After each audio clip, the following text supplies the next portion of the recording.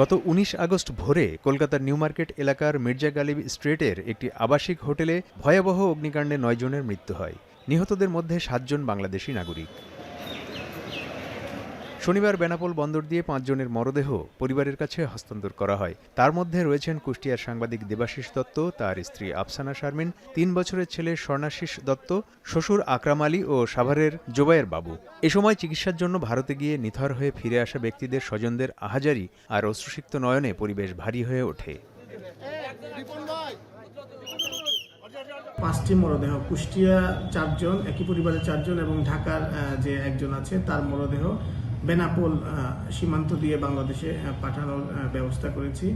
এবং আর সাতক্ষীরার একজন SM আলিমুজ্জামান, ওনার মরদেহ ওনার পরিবারের ইচ্ছা অনুযায়ী গোদাডাঙ্গা ভুমরা সীমান্ত দিয়ে বাংলাদেশে ফেরত পাঠানোর জন্য আমরা প্রয়োজনীয় ব্যবস্থা নিয়েছি।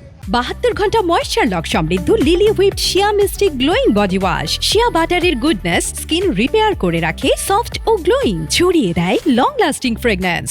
এদিকে শনিবার বেলা ১২টার দিকে সাতক্ষীরার ভোমরা স্থলবন্দর দিয়ে অপর নিহত আলিমুজ্জামান সাজুর মরদেহটি বাংলাদেশি কর্তৃপক্ষের কাছে হস্তান্তর করা হয়।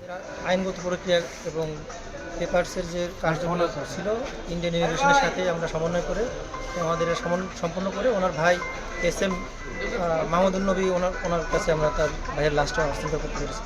সাজু সাতক্ষীরার কালীগঞ্জ উপজেলার তারালী ইউনিয়নের মৃত ইউনুস সর্দারের ছেলে। পেশায় ছিলেন ঘের ব্যবসায়ী। কলকাতার নিউ মার্কেট এলাকায় মির্জা গালিব স্ট্রিটের হোটেলের আগুন কেড়ে নিয়েছে ৫৫ বছরের আলিমুজ্জামানকে। ১১টা নাগাদ আমাদের ভাইয়ের লাশ পৌঁছায় বর্ডারে, বাট ২ ঘন্টা যাবত আমরা এখানে অপেক্ষা করছি।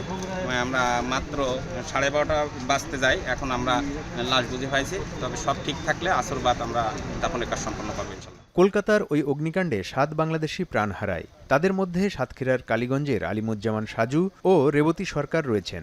রেবতী সরকারের মরদেহ কলকাতাতে সৎকার করেছে তার পরিবার। ইবনুল কাইয়ুম সনি, এখন।